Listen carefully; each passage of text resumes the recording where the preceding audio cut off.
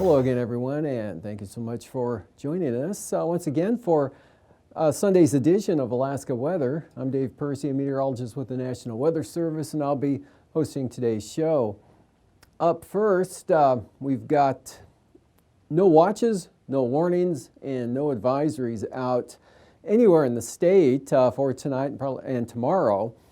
So wind advisories ended. There has been over for quite some time here along the Alaska Range. So moving on, we'll see that fire danger kind of made a little bit of a reappearance here up over the central interior areas and the upper Yukon Valley flats areas as well. Just getting into the high category and sort of up and toward the south side of the Brooks Range a little bit there, and then also on the North Slope, just east of the Colville River, and also here over the near the Tok area and Northway there with mild temperatures we've had the last couple of days and over the weekend into the 70s, and also a little thinner there, but still in place, locked in place, the very high fire danger there along the Copper River in the valley over there in the basin. Otherwise, everywhere else looking really good fire danger wise, and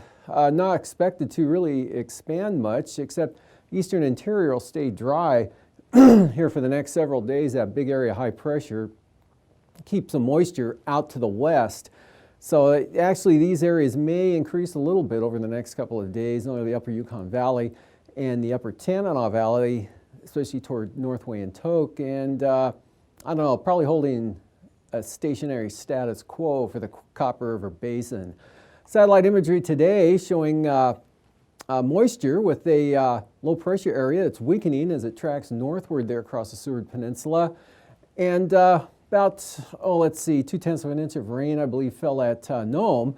That was during the day today with, 0.2 at Nome, Golovin, and over at Gamble, Koyuk. I'm sorry, not Nome.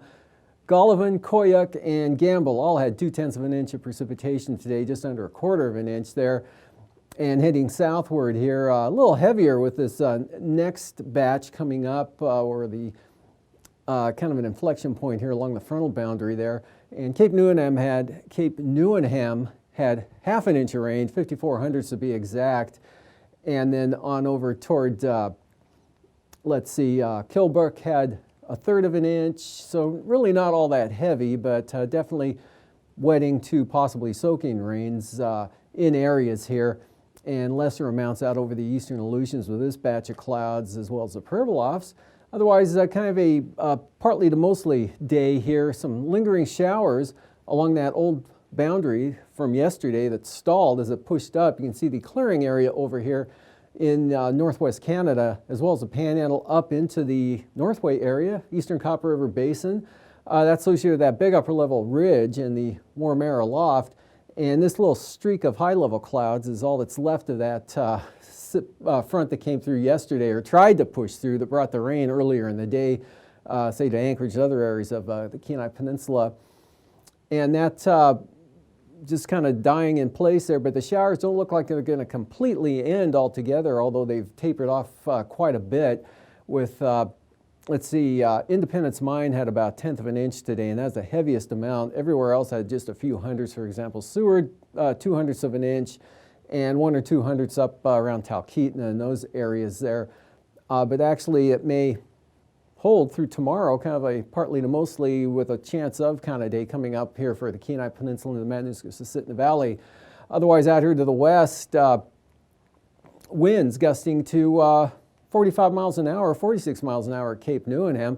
Kipnook had gusts to 35 miles an hour. Also pretty breezy up here over the northwest part of the state as well. There with,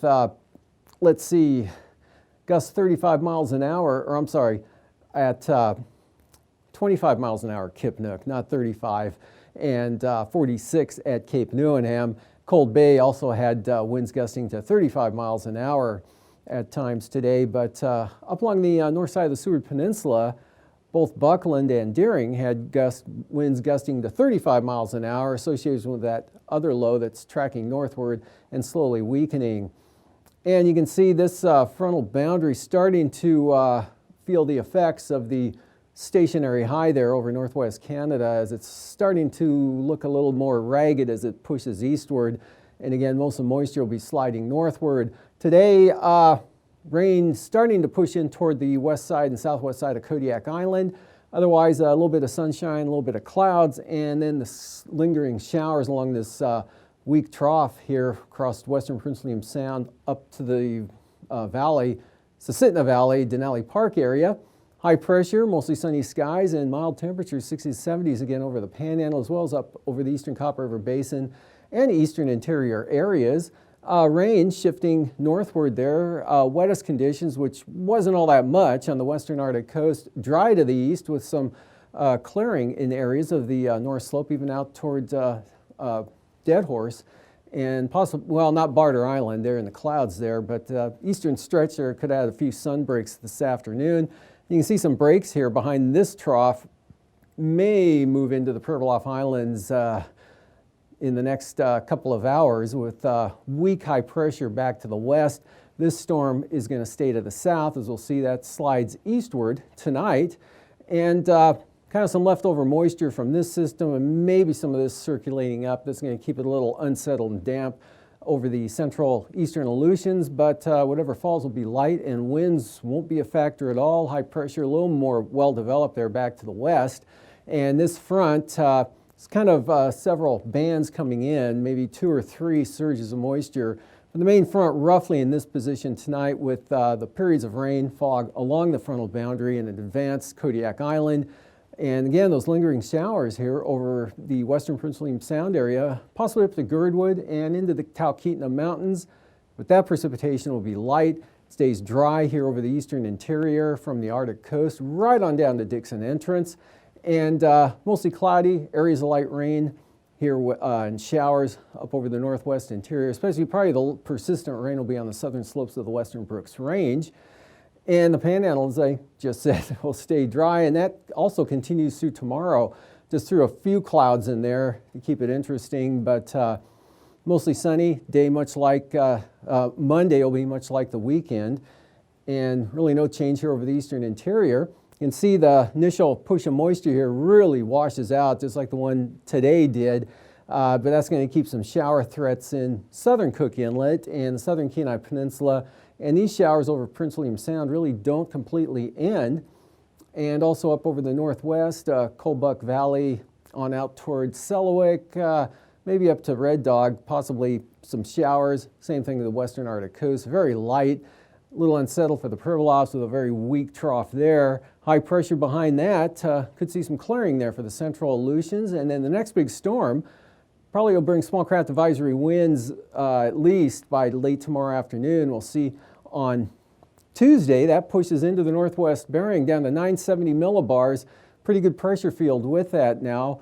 So finally some storm moving into the Bering Sea, at least the western Bering Sea. So look for gusty winds, rain, the warm front variety here with the warm front. Drizzle, light rain, fog, low flying conditions.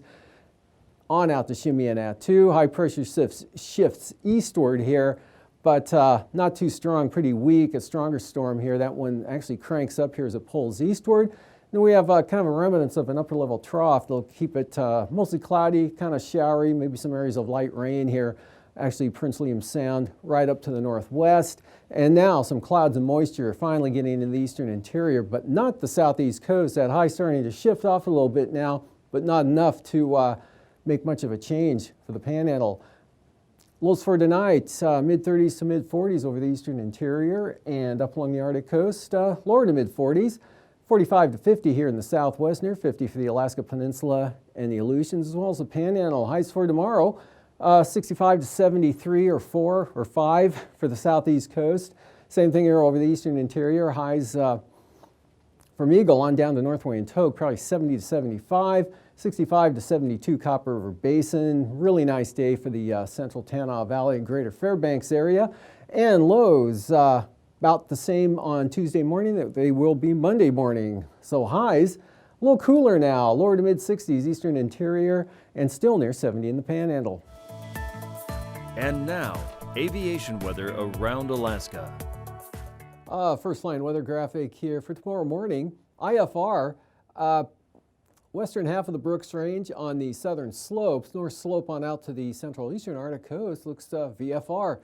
VFR, central eastern interior, all the way down into Yakutat there and on down the southeast coast, starting out VFR. We've got some areas of marginal and IFR conditions here from northern Bristol Bay and the southwest mountains right up into, western Cook Inlet or Cook Inlet, Kenai Peninsula, Prince William Sound, right on up toward the Alaska Range there, up toward Denali, and also out here in the west, lower conditions.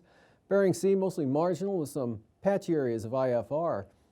Tomorrow afternoon, just a shade of an area of IFR now out over the, well south of the Aleutians. Otherwise, Bering Sea, Aleutians, marginal VFR, and that pattern extends right into the southwest coast here and inland into the southern Kuskokwim Valley, Bristol Bay for sure, as well as the Yukon-Kuskokwim Delta, marginal VFR northward across Seward Peninsula and along the southern slopes of the central western Brooks Range. North slope looking really good, as well as much of the Arctic coast. Marginal VFR here, gradual improvement tomorrow afternoon, but not complete. May still hold some IFR on the eastern slopes of the western Alaska Range, possibly.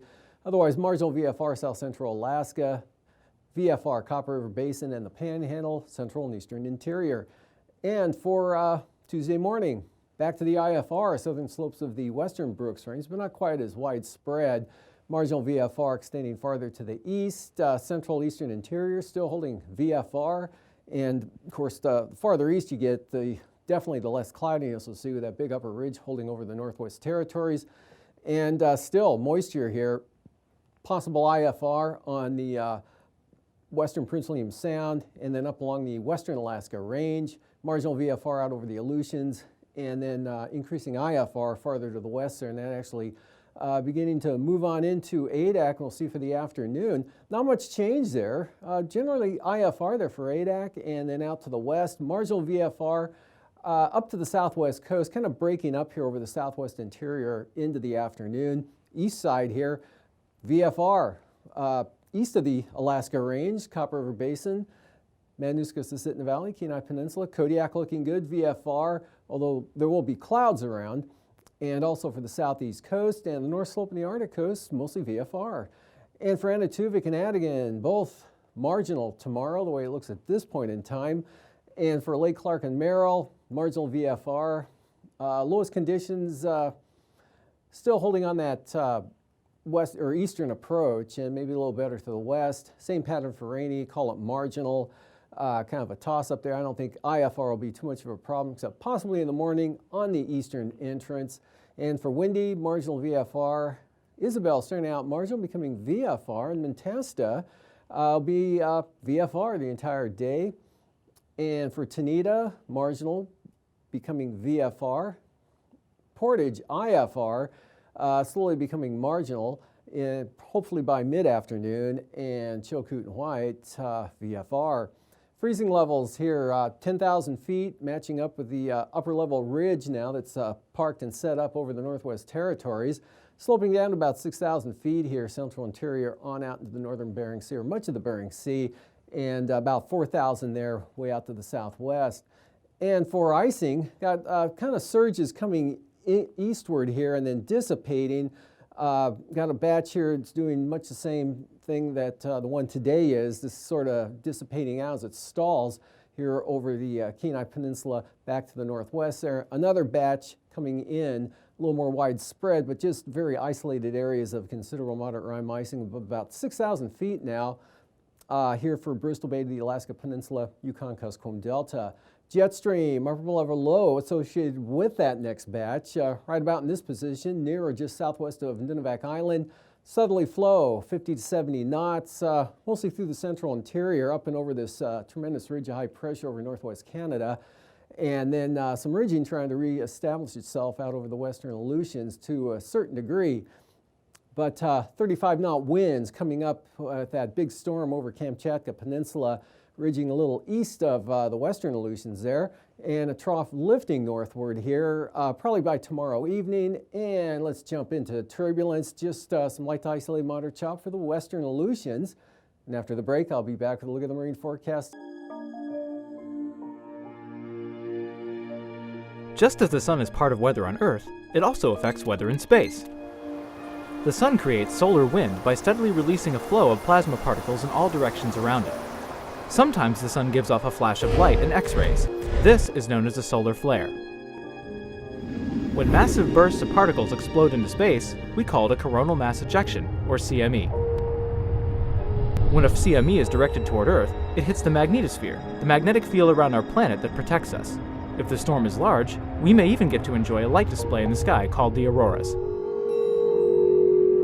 In space, satellites may be damaged, and astronauts should take cover. On Earth, people do not feel any physical effects. We may lose electricity in some areas, polar flights may be rerouted, and satellite services may be disrupted. While these situations aren't ideal, they are rare and fixable. This is why we will continue to study the sun and its interactions with Earth and the solar system.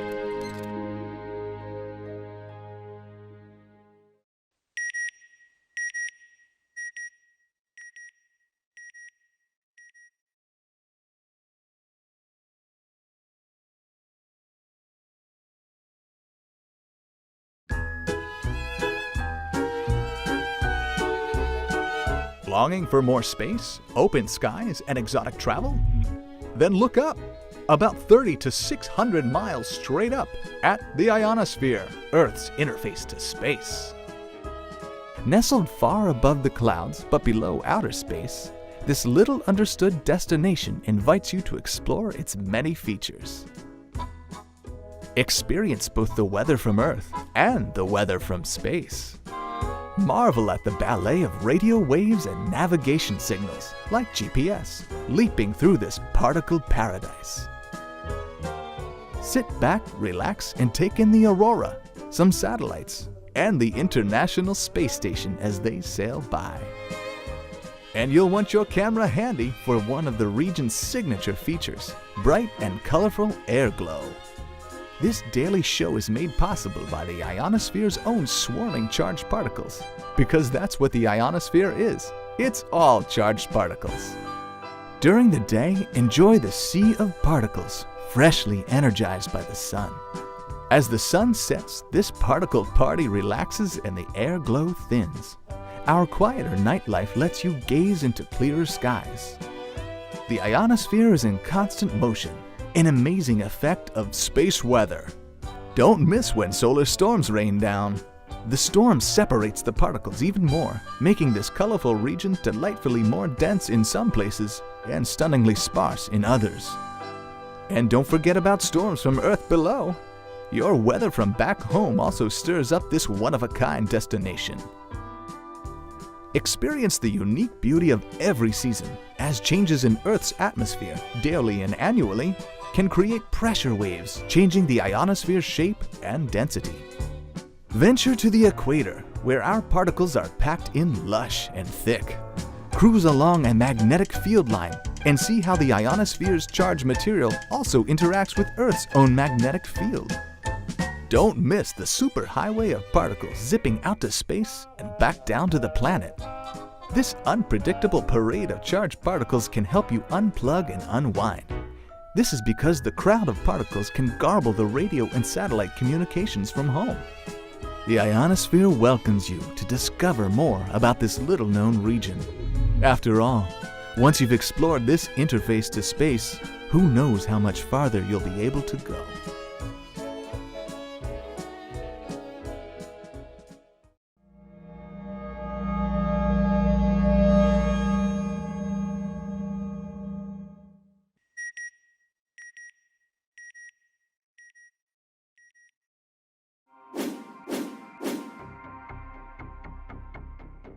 When a star, bigger and more massive than the Sun, runs out of fuel at the end of its life, Its core collapses while the outer layers are blown off in a supernova explosion. What's left behind depends on the star's original mass. A star roughly 10 to 20 times our Sun leaves behind a neutron star.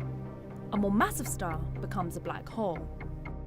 Unlike black holes, neutron stars are directly observable, usually as pulsars, the lighthouses of the cosmos. Discovered 50 years ago, they are the densest observable objects in the universe. Neutron stars compress up to twice the Sun's mass into a city-sized sphere. Matter is packed so tightly that a teaspoon of neutron star interior would weigh more than 1 billion tons on Earth. Still, the nature of the ultra-dense matter in the cores of neutron stars is unknown. Because neutron stars pack so much mass into such a tiny volume, they produce gravity strong enough to bend the light they emit, distorting their appearance in a way that enables the mass and size of the star to be measured.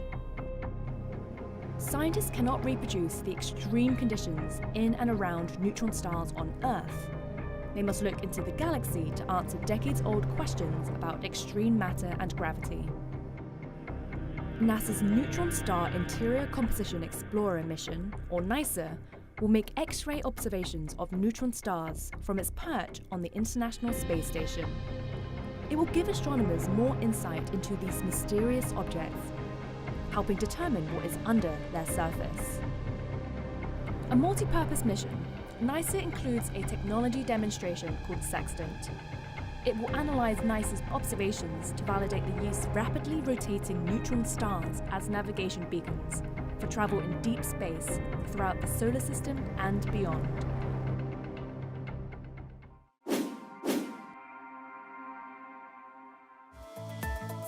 And now, marine weather around Alaska. Welcome back. Today's sea ice analysis, not a lot different from yesterday's, and the outlook, no big changes expected to occur.